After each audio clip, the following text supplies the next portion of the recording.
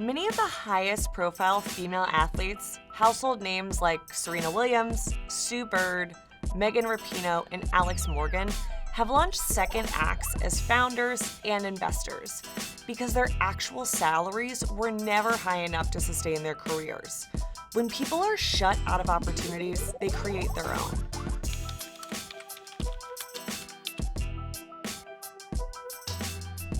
Allyson Felix is another world-class athlete who started her own business out of necessity.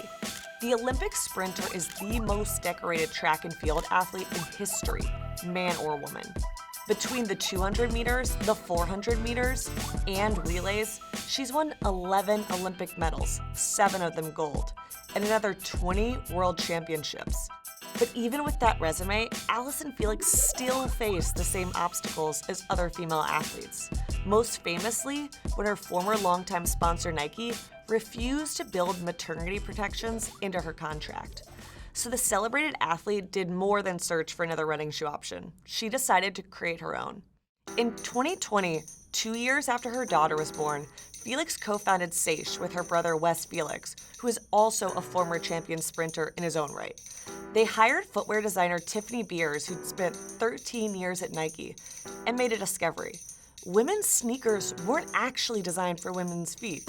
It turns out shoemakers used dimensions from men's feet and marketed size-down versions to women, an approach that's commonly known in the industry as shrink it and pink it.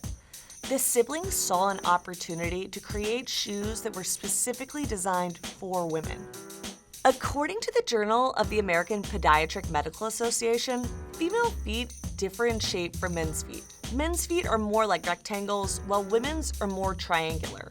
Saysh's shoes are designed with a wider forefoot and a narrower heel to help prevent bunions and blisters, which are more common among women. With a slight slant heel to toe, the design prevents overstretching of the Achilles tendon, which tightens and shortens in women who regularly wear high heels.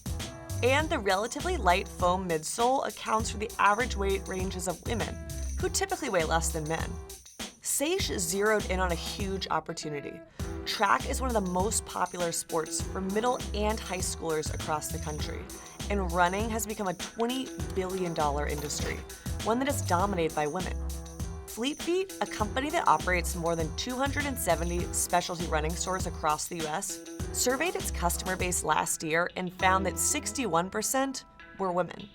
With these sorts of tailwinds behind it, Saysh has been able to raise $11.5 million from investors, including Athleta. The brand's first shoes hit the market in 2021, and by the very next year, some of the biggest athletic brands in the world, like Under Armour and Lululemon, had followed in Saysh's footsteps, unveiling their own female-specific shoes. And for Saysh's part, they welcomed that competition. When I interviewed Wes Felix, the brand's co-founder and CEO, he told me how excited they were to see other companies come out with their own female-specific running shoes. Because for Saysh to really succeed, they need this emerging category to hit a critical mass. Right now, the startup's biggest challenge is the lack of awareness. They need more women to understand that traditional running shoes just aren't designed for women's feet. Once more women understand that this is a problem, they start looking for solutions, like Saysh.